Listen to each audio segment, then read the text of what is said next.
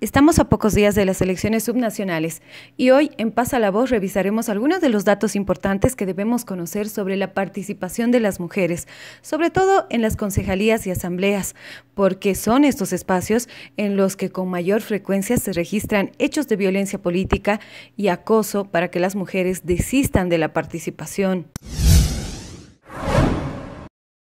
La participación de las mujeres en los espacios políticos es una conquista de muchos años. Las mujeres no teníamos derecho a votar y mucho peor de ser elegidas.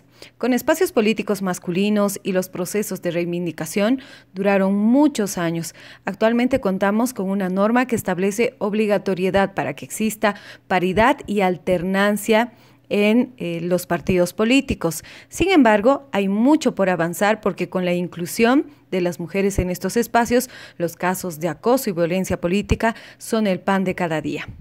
Es por eso que queremos presentarles a Emilia, una mujer que carga nuestra historia. Memorias femeninas. La fuerza que cambiará nuestra historia. Este fin de semana acompañamos a Margot, la dirigente del barrio, a la casa de campaña de nuestro distrito. Nos organizamos con las y los vecinos para hacer nuestra representación con una plancha a las elecciones subnacionales. La idea fue de las mujeres de la Junta, tener representante en el Consejo Municipal y así trabajar por nuestro distrito.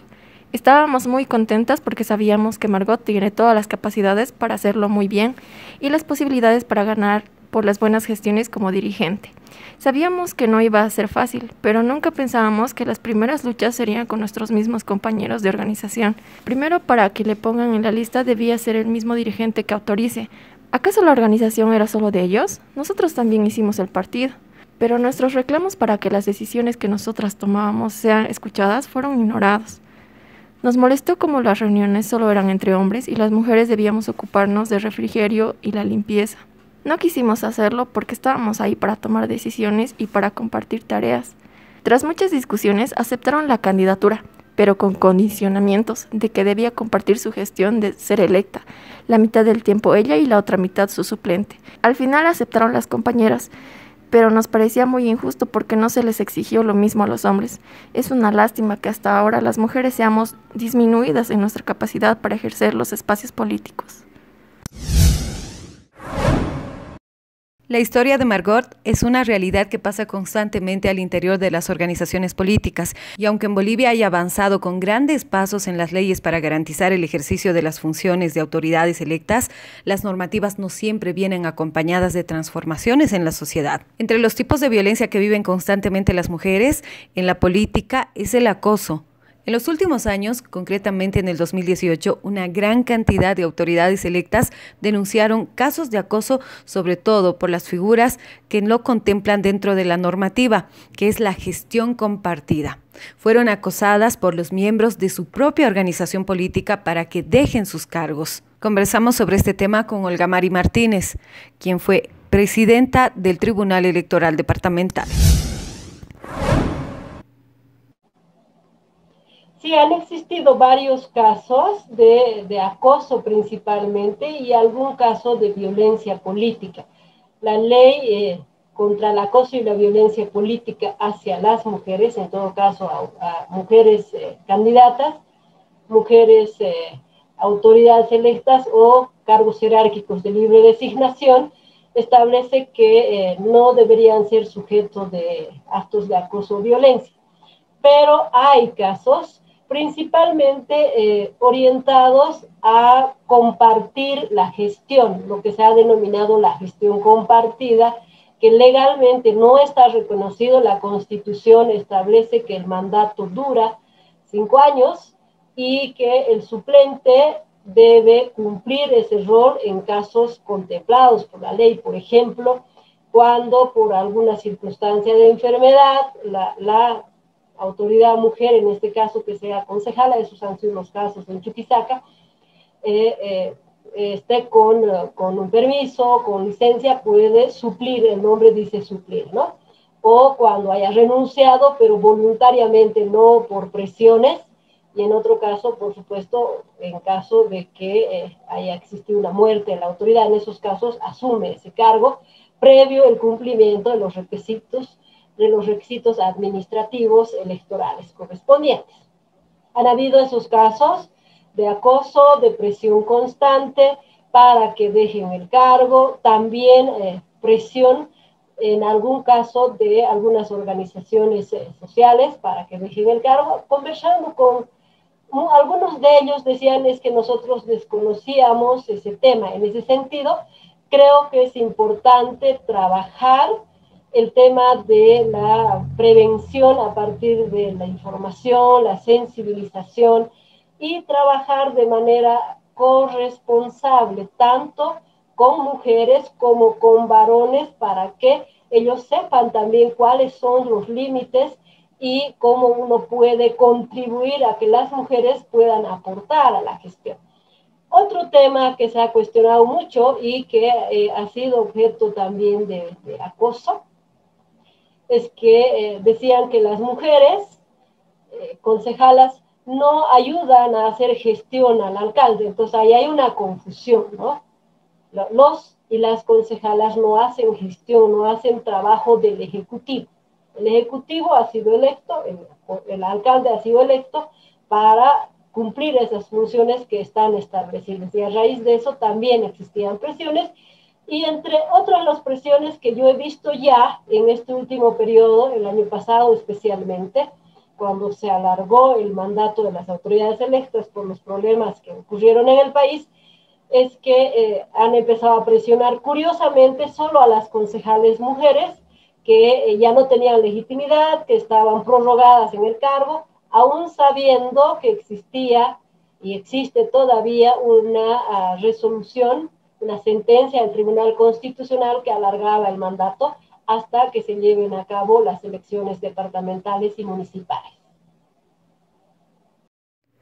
Otra de las características de las agresiones que viven las mujeres en la política tiene que ver con el tipo de ataque que reciben, siempre relacionado a su intimidad, con cuestionamientos a su moral, con ataques a la familia, etcétera, etcétera. Lo que no ocurre cuando la autoridad señalada es un hombre. Conversamos con Mónica Novillo, parte de la Coordinadora de la Mujer. Lo que hemos visto en este proceso electoral es que mucha violencia en redes sociales contra las mujeres candidatas, porque parte de la campaña que se ha realizado para este proceso electoral ha sido por vías virtuales, dadas las condiciones de bioseguridad y de las condiciones de la emergencia sanitaria. A pesar de ello, hemos visto cómo algunas organizaciones políticas se han enfrentado en la calle, los insultos, y en algunos departamentos se han producido algunos enfrentamientos entre los militantes de una y otra organización política. Adicionalmente, lo que hemos visto es también esta utilización y desprestigio de las mujeres candidatas, particularmente de quienes están encabezando las listas de candidaturas. Entonces, sí, la primera constatación es que el acoso y la violencia política como práctica y como actitud está bastante naturalizada en nuestro sistema político, y no solamente se ejerce con las mujeres. Sin embargo, la forma en cómo se adopta o se produce la violencia política contra las mujeres es mucho más cruel y mucho más, y particularmente tiene estos matices que tú misma señalabas, que tiene que ver con que hay amenazas con la familia, hay insultos, se tejen y se especula sobre la vida privada de la mujer, se le hacen historias de tener amantes, etcétera, cuando están cumpliendo su función pública, lo cual le genera problemas también con su pareja, en algunos casos dentro de la familia, las habladurías y demás. Entonces, para las mujeres, en el caso de las mujeres, la violencia y el acoso político usa justamente elementos de su vida personal, elementos de su vida afectiva. Los chantajes no son solamente con ella, ni las amenazas son solamente con ella, sino con su entorno familiar, con los hijos, con las hijas, etc. Entonces, estas formas de acoso y violencia política son uno de los principales obstáculos que viven las mujeres para asumir puestos de decisión política. Actualmente existen normativas para evitar que aquellas mujeres que por presión o por acoso deciden renunciar puedan retornar a sus actividades. Sin embargo, una de las características importantes tiene que ver con los procesos de formación tanto de empoderamiento para las mujeres y prevención de violencia con los hombres dentro de las organizaciones políticas. Este es un tema pendiente. Actualmente la norma que protege a las autoridades electas de violencia en estos espacios debe ser modificada, es lo que manifiestan. Según esta normativa es importante discutir las transformaciones a partir de los problemas identificados, sobre todo a la hora de poner denuncias. En el ámbito de la justicia ordinaria, la Fiscalía es la que tiene que hacer la investigación y ahí se han quedado la mayoría de los casos que ha sido de conocimiento de esta instancia. Entonces creo que falta, por una parte, un seguimiento minucioso. Han habido casos de concejalas que no tenían recursos económicos para contratar abogados o que los abogados de oficio no los podían asignar. Por ejemplo, hay instituciones, la defensa pública, no les asignaban abogados a las mujeres porque no eran, ellas no eran las víctimas, ellas eran las denunciantes y por lo tanto no podían asignarles desde la defensa pública los abogados, ¿no? Son casos muy raros que se presentan de esa forma. Otra dificultad que hemos observado es que los fiscales, inclusive los jueces, desconocen el procedimiento que se establece en la 243 tratándose de casos de acoso y violencia política. De ahí la imperiosa necesidad también de trabajar de manera coordinada en el tema de socialización, que es parte de la prevención, con la Fiscalía, con la FELCC, por supuesto, con los jueces. Creo que esos son aspectos que podrían de alguna forma agilizar los procesos. Pero Jimena, la idea no es llegar a los procesos. Esa es la última instancia, cuando ya no existe otra forma de solucionar. Creo que es importante trabajar en la prevención, en la educación, en la sensibilización, para que tanto hombres como mujeres asumamos esta corresponsabilidad del ejercicio del poder político y que de manera complementaria, de manera compartida en el espíritu de la Constitución Política, en el artículo 111, cuando habla de las formas de ejercicio de la democracia y de las condiciones equitativas para hombres y mujeres, se pueda concretar esta actividad de ejercicio del poder al que han accedido las mujeres. Es importante considerar que en cuanto a los avances en el tema normativo, para el ejercicio de cargos políticos electos hay una obligatoriedad.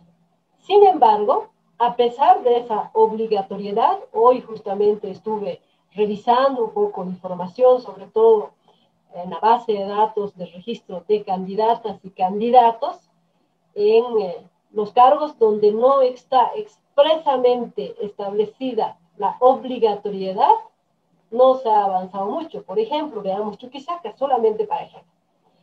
Para elegir asambleístas departamentales poblacionales, la ley, el reglamento establece, en este caso el reglamento de incumplimiento de la ley del régimen electoral 026, ha establecido que la lista debe iniciar por una mujer. Y así sucesivamente va avanzando. En esos casos hay mayor seguridad porque las mujeres están en franjas de seguridad para ser electas. Pero en el caso donde no hay obligatoriedad, no tenemos un avance significativo. Para el caso de, por ejemplo, con alcaldesas, según los datos del órgano electoral del Observatorio de Paridad Democrática, en Chuquisaca tendríamos 8 que equivalen a un 9% y tendríamos 85 candidatos a alcaldes, varones, que equivalen a un 91%. Entonces ahí vemos que no se ha avanzado, ¿no es cierto? Siempre se espera que exista una obligatoriedad. Entonces hay que trabajar en el tema de concienciación, en el tema de corresponsabilidad, de poder reconocer estos derechos de las mujeres y que, como decíamos al principio, que no sea una dádiva o un regalo, sino que se asuma como un derecho. La participación de las mujeres es fundamental en los espacios políticos. Es importante para contribuir en la gestión pública, porque hay una mirada de la realidad en la que vive más del 50% de la población, una mirada más humana y comprometida con un proceso transformador de una vida digna.